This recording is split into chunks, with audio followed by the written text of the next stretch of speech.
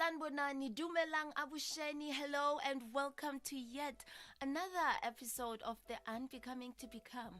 We are on episode 2 with the relationship part, and it almost excites me knowing that within a year we have 52 weeks. And already in 2019, we are going on episode number 2. So that means at some point this year, we are going to be counting the 50th episode milestone. How exciting is that? Really, really exciting. Maybe it is indeed time for a reset. I have been receiving a lot of texts, a lot of emails from you guys, and best believe me when I say I always love hearing from you. A lot of people were touched by last week's episode. I mean, it was a relationships from a single person perspective, but I got texts from people that are married, people that are very old, and they were like, wow, that was a very mind-blowing. It made me think back about my childhood growing up, and it made me realize how I should have structured my relationship if I didn't want it to go wrong at some point in life. And it just warms my heart knowing that I am part of the people that help others find themselves. I am part of people's unbecoming. And what's also mind blowing is that not only do I get to be a part of that in other people, but this whole podcast also challenges me to grow in some point. It also broadens my enlightenment. So may we keep the love going. May we keep going. May we keep striving to unbecome all the lies, all the experiences that society, people, and everything that we've gone through has allowed us to believe which we are meant to be this way. You know, it is indeed time for a reset. Do you ever sit down and think what you could have become had you not listened to what people said? Do you know what you could have become if you did not allow the confines of your mind to tell you what is it that you're capable of doing?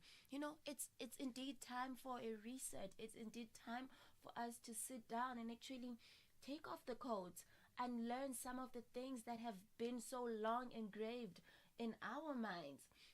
Today I am joined by my very own best friend.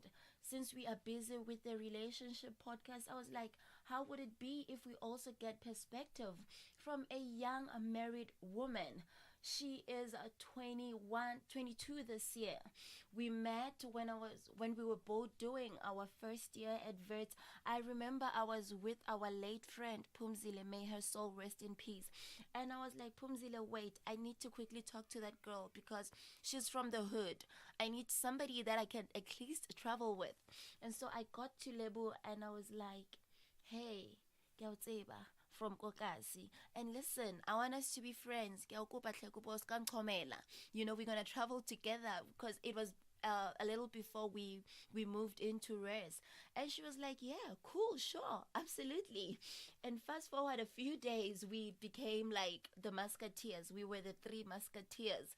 And life happened 3 years after that. We lost our friend Phumzile and I left the country. And a month after I left the country, she was getting married. I was happy for her. We communicated even from a distance. That did not shake our friendship. Came back and I was like, girl, I am working on this. And since I'm doing the relationship podcast, I think you'd be fit enough to come. You know, we tend to live our lives being led by the community, being told, Guti, no, you cannot get married at this age, especially in this time and era that we are living in. People think it's okay to go on this life by yourself. People think that it's okay to navigate without a partner or a spouse.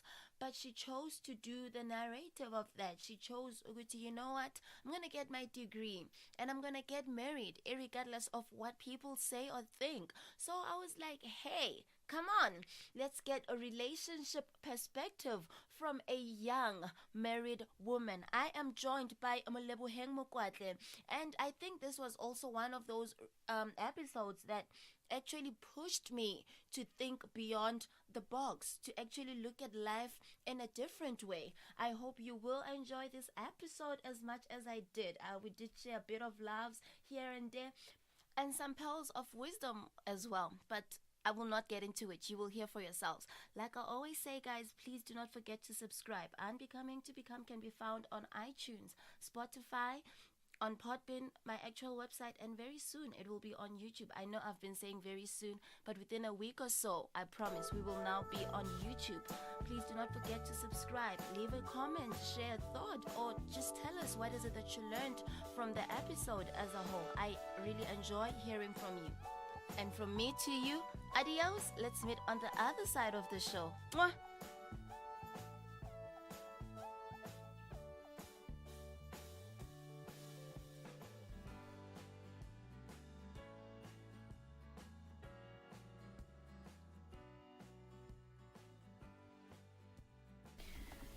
You want to find love?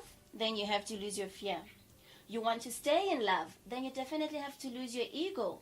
Love requires us to unpack our fears and pain so that these feelings do not interfere with our ability to thrive and connection with others.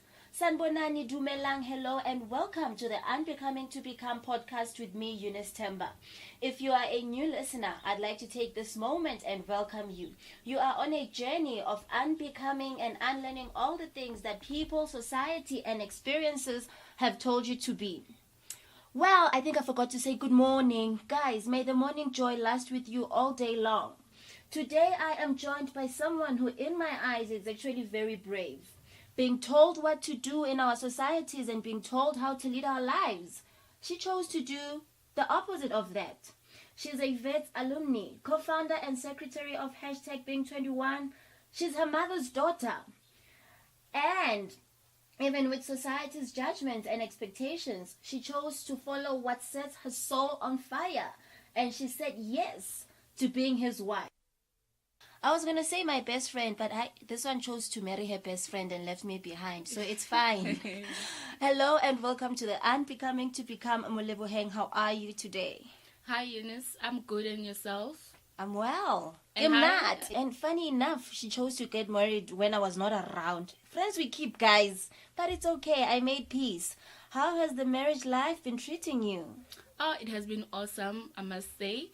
And I've gained a little bit of weight. I'm even glowing. So Kimo Marathon, guys, I'm in love. So yeah, it has been treating me very well, I must say. Awesome. And you know, she's actually very quite honest when she says she has gained weight. Kanti, when am I gaining weight? You're like, where? So here at Unbecoming to Become, we are all about unlearning and unbecoming all the things that people, society, and experiences have told us to be. Out of curiosity, I want to know, how did your mom react to the fact that you decided to get married?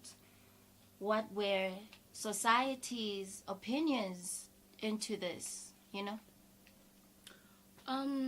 Well, my mom was not really happy because she felt like she's going to lose her daughter. I remember on my Lobola negotiations day, she literally cried. She was like, Lebu Wantia, Oh my God. are you really leaving me? And honestly, I felt like, ish, what am I going to do? I felt like crying as well, but my grandmother told me that you have to stand firm because you are growing up. You're not going to be with your mother for the rest of your life. Like, stay with her at home. Yes, she's still going to be part of my life. She's my mom after all. But she was crying. And coming to the society part, yes, they congratulated me. They're quite happy for me because living in this new era, the 21st era, many girls and some women get into relationships whereby guys do not respect them and they do not see their value to an extent whereby they'd want to get married to them. So they felt like my partner respected me and valued me enough to want to marry me. So they congratulated me and they were even asking me, how did you do it? And I told them that it came naturally. Right. You didn't have to force it. He did not even have to force it. It's just love. All I had to offer was myself to him and give him like all my heart. Yeah. Of interest's sake, you know, did your personality have to change, knowing that you were gonna get married? Did you have to like change some aspects of your life because you're like, oh, I need to be, this qoqekile person and do 1, 2, 3, 4, 5, or you were like, I suga, ke tlo bona ko pele? Honestly speaking, I have not changed at all. I'm still the very same level that I used to be. And I think that I have matured a little bit, but I'm still the very same person that I was before. I'm bubbly more than before, and I'm outgoing more than before because in the past years, I used to stay at home. I was like, no, I'm not going to clubbing. I'm not going to do that. But I think this marriage life like has introduced me to a new self, a better version of myself, right. I must say, yeah. So you go partying with Mr. Bay? Yeah, sometimes. Luna, goals. Sometimes. Wow, interesting. So drawing from last week's podcast, relationships from a single person's perspective, Kumo said something that I found so profound, and I just want to find out from you. She said growing up, she didn't have a safe place to express her emotions, and I personally feel that's something I'm also struggling with, not being very vocal with my emotions and stuff. So getting married, how did you have to deal with that, Well, I think it all draws back from when I was growing up. I grew up in a family that allowed me to express my feelings. Even when I was angry, like I'd talk to my mom, tell her how I feel. So it was easy for me to get into a relationship whereby my partner also allowed me to talk to him when I'm not happy, because he's that kind of person as well. He's directly. So when he talks to me, he's direct. He tells me I don't like this and that. So I've learned to also do the same thing. And this is something that I've just recently learned. Apparently, real love only exists outside of our comfort zone. Do you agree with that? Definitely, I agree. Because when you're in love with someone, you have to be, actually, I must say, you have to be in love with someone who makes you feel in a different way. You must be able to do whatever in front of that person. You can even fart. You must laugh in any way that makes you comfortable. You must eat in any way that makes you comfortable. And that is real love. So if you are able to do that with your partner, I must say you found real love. As that is what is happening in my relationship currently. So that's why I said yes to him, because he's more than a partner to me. He's more like a friend, and I do not change my personality when I'm with him. I remain the same level that I am when I'm with my friends and my family. So I must say that's love. Good guys, I'm laughing. Like, coming back to personality, the level that I met at Vets first year was a crazy person. So, like, I just want to know, you're still the same person. I'm still the same person, and I think I'm worse. But the sad part is that I'm growing up and I'm getting worse every day. You know what? I don't want to take out secrets because, wow. I'm just thinking of the silly things that we do, go dining hall. Are you telling me that you and Vuyo laugh at people?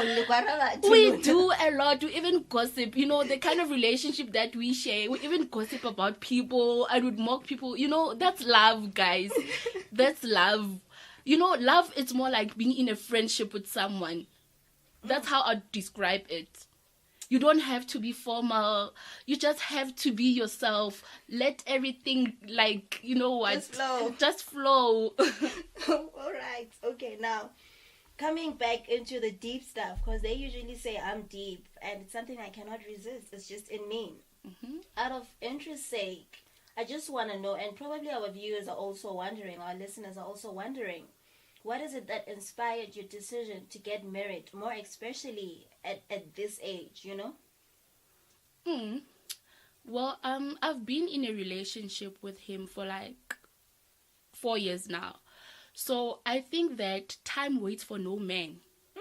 It waits for no man. And if you are happy, why not? What are you waiting for? So right.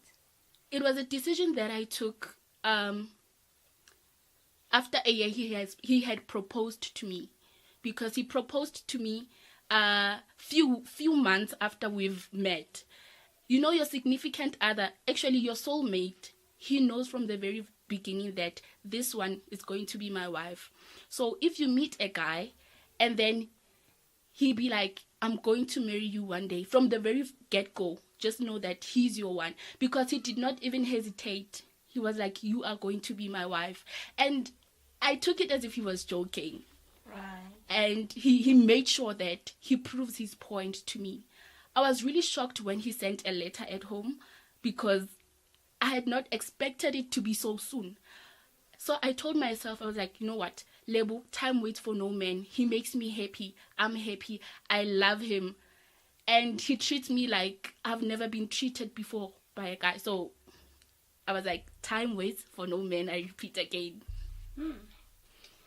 Love is a process that requires a level of bravery, vulnerability, and intimacy. And that can be scary and very deeply uncomfortable.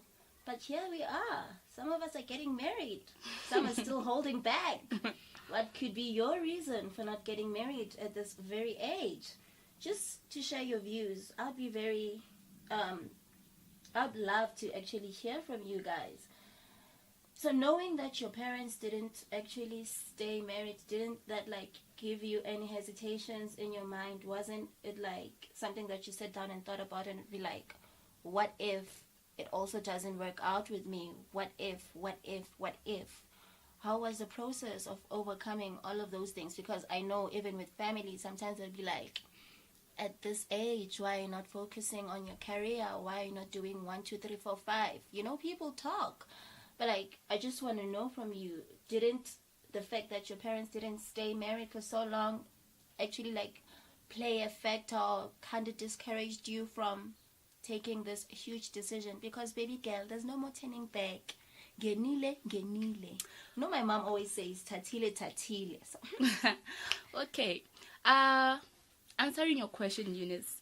Well, that was some kind of a motivation to me. All right. When my parents did not stay together, that was kind of a motivation to me because I believe we are destined for different things. And I want to do things differently compared to some of my family members, including my mom, because most in my family members, talking about women specifically, they've had children out of wedlock. Right.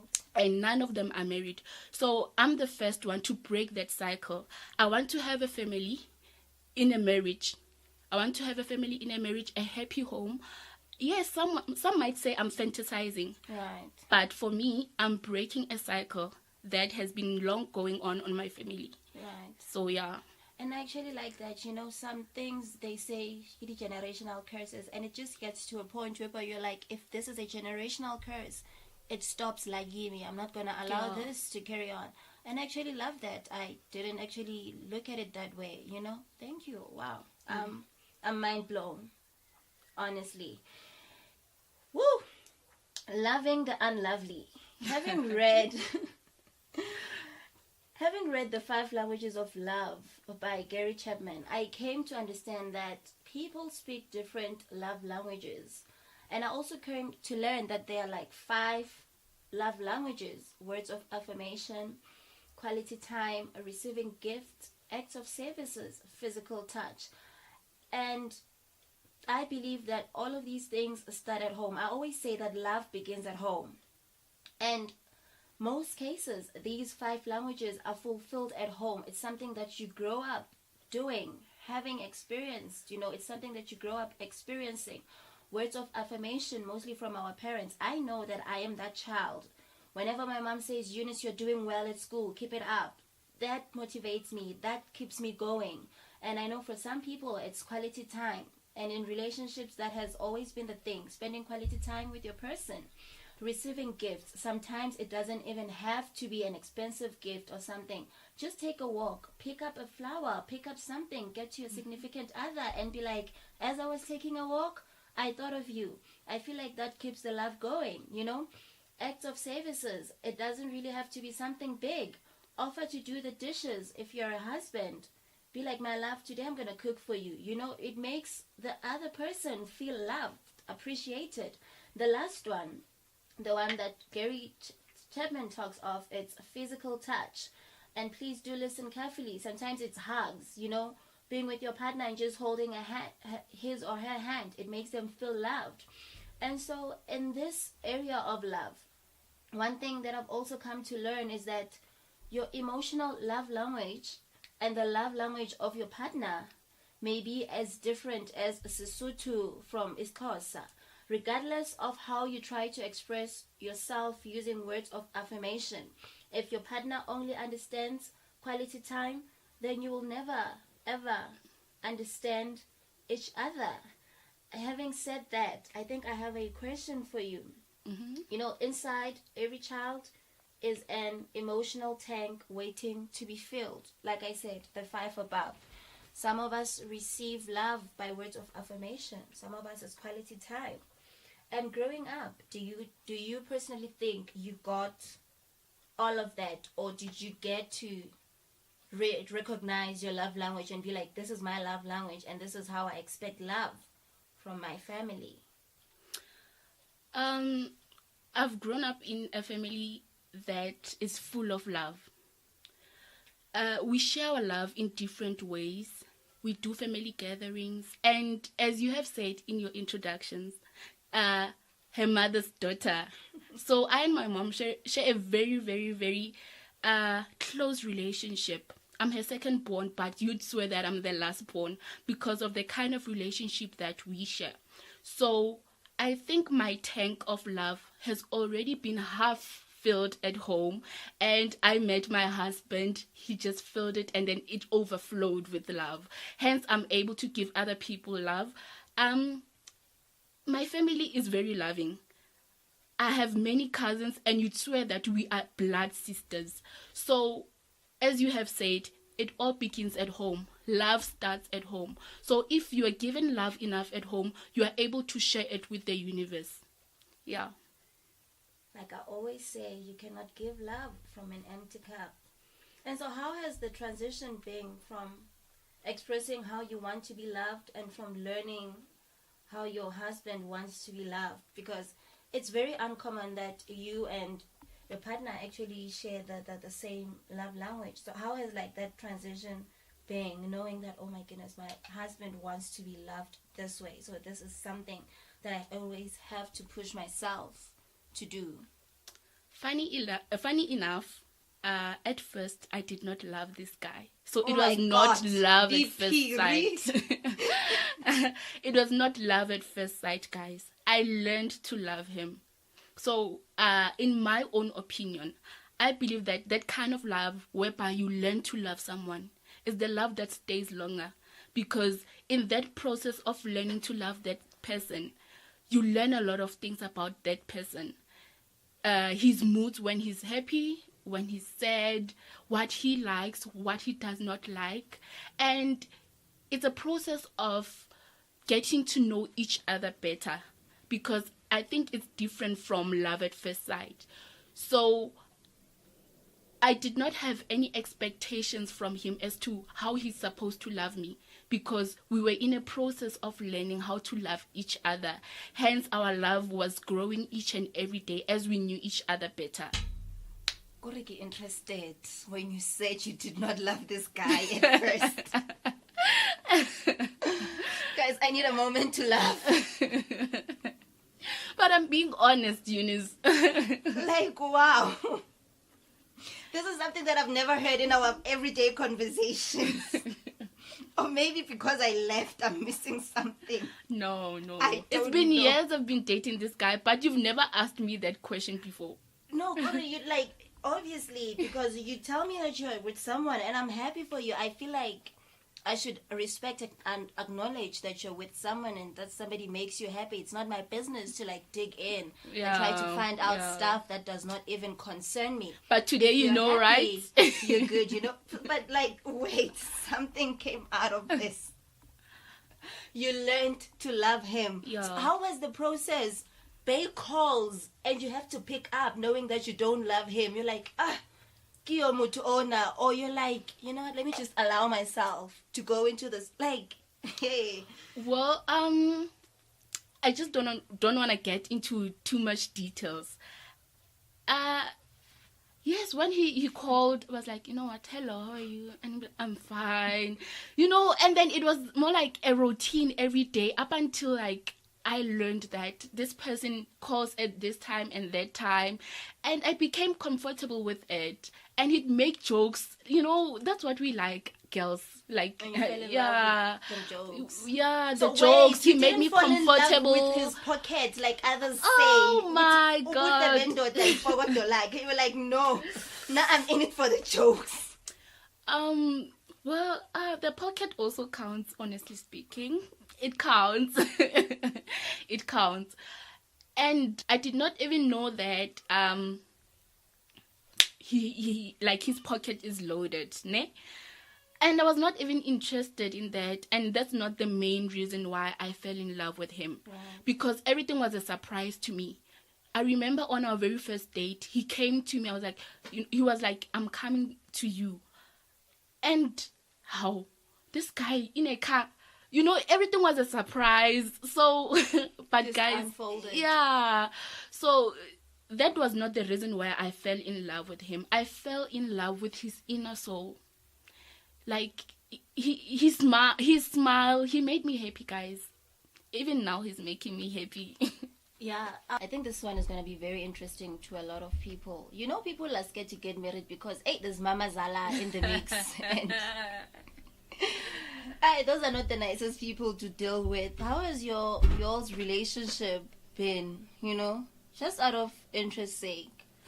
Funny enough, I met my Mama Zala before I met my husband.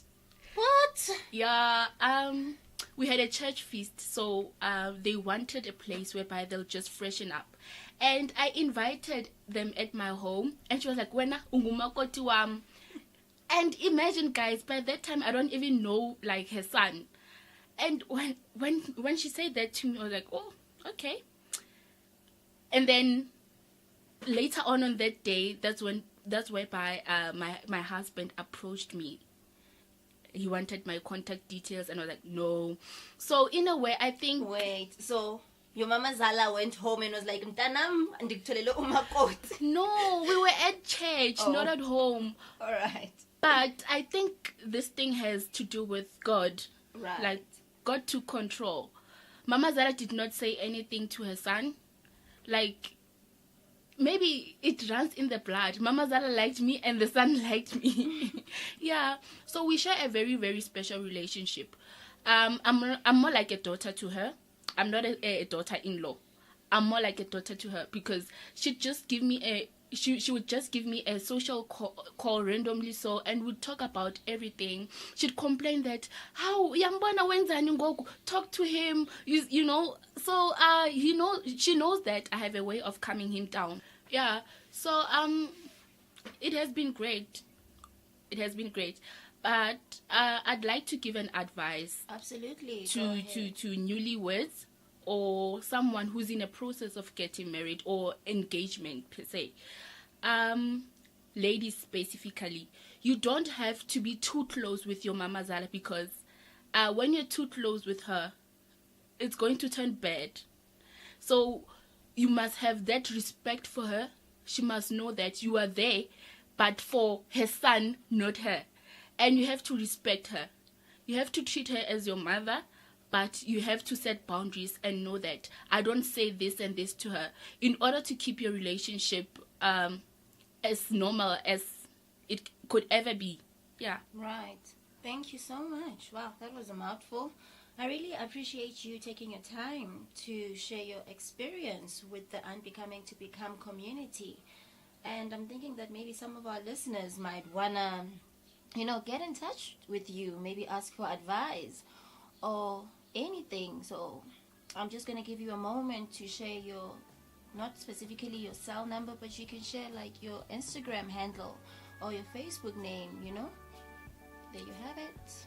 My Facebook name is Molebuheng Mokwatle, and my Instagram handle is Molesh_MK.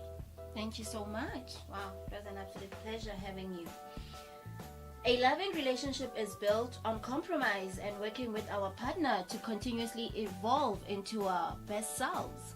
If you'd also like to get in touch with me or share a thought, comment, you can hit me up on uni_Ngitandiwe or get me on Facebook, Eunice Ngitandiwe Temba, or even send me an email. I absolutely love hearing from you guys. Sharing your suggestion is always something that I look forward to, your feedback as well. My email is eunicetemba96@gmail.com. Until we unbecome to become next week, have yourself a lovely week. Thank you and goodbye.